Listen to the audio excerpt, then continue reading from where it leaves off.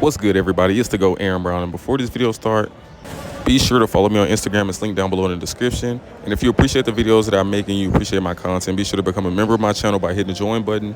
And also, if you enjoy this video and videos like this, hit the thanks button right above the comment section. Let's jump straight into it.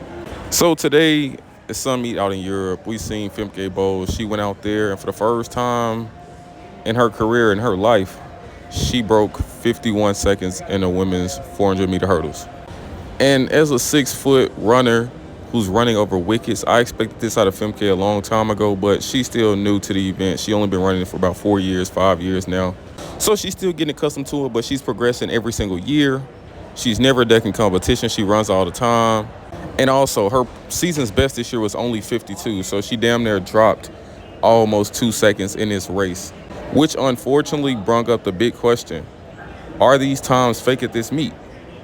Let's pay attention to what went on. Okay, Femke Bol, she rode them road assholes, whoever she was running against. I don't even know what time second place ran, but she looked like she ran her same old race, same pace. She jogged it. She was jumping and clipping over hurdles and stumbling in between hurdles, and she still ran 50.9. And once I initially saw this, I said, oh, she's beating McLaughlin in Paris, which I still believe she can do, because all Sydney's fastest times really have come from Eugene, and Eugene is a long, long way from Paris. Let's just say that. Now, Sydney is immensely talented, but just pay attention to the stats and pay attention to the location in which the stats occurred. But that's neither here nor there. I want to get too much into that, but let's pay attention to other performances that happened at this meet that made me question these times. So if you pay attention to the men's 100 that occurred today, there were 8 guys who ran, and 7 out of the 8 ran a PR. Only person that didn't run a PR was Ronnie Baker, and his PR comes from the semifinals of the Olympics in 2021, where he ran 9:83. So that's already suspicious. You run a race and everybody runs a PR? And I know a lot of people are going to say that that the track is at altitude, and that's the reason people running this fast. But the track is only at like 3,000 feet altitude. And 3,000 feet altitude don't make a 10-1, 10-2 runner run 9.8. Like, that just simply doesn't happen. So clearly it's something more than just altitude going on there. I don't want to be the person to say it, but I'm going to also say the altitude plays a factor. The track being short plays a factor. And also the timing system being messed up plays a factor. Because Ronnie Baker hasn't broken 10 since the last Olympics. And I know 995 looks pedestrian, but for a guy who haven't broken 10 in 3 years, come on now. And even the guy down there in 5th place, to a South African kid, I think he broke the South African junior record. He's a 10-3, 10-4 guy. Ran 10-3, 10-4 all year. Ran 10-0 at this meet. Ryan Zizi, I raced him all the time. He's a 10-2 guy. He showed up and almost ran 10-0. So like I often say, at the end of the day is going to end. But we must come to a realization and realize that this shit isn't real. This is the winner right here, the guy who won the meet. Look at his times: 10-3, 10-2, 10-1-4, 10-2, 10-1, 10-0, 10-1, 10-2, 10-0. 9.8. So he ran that 10.0 and that 9.8 at this meet. So before that, his fastest time was 10.08, and he's really a 10.2 guy. Altitude by itself doesn't make a 10.2 guy run 9.8. Simply doesn't happen. And I've seen so many people gassing this meetup, but I'm going to have to be the one to go off a limb and say that none of these guys will ever run any of these times close to this ever again. Maybe besides a Femke Bol. Do I think Femke Bol can actually run 50.9? Yes, I do.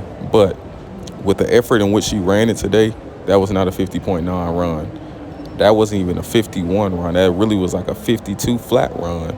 Those guys who ran 9.8, those were 10-1 runs. Those guys who ran 10-1, those were 10-4 runs.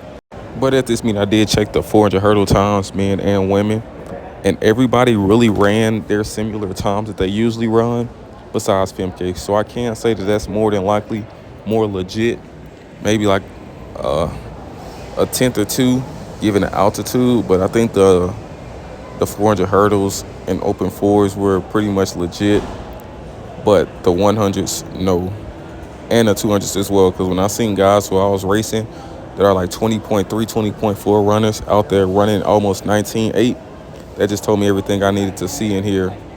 And the win for those hundreds are like 1.9. So I think it could be a thing of like the times were super windy at that high altitude, but they just marked them as legal so they can get people to come to their meets like every year and spend money and things of that nature.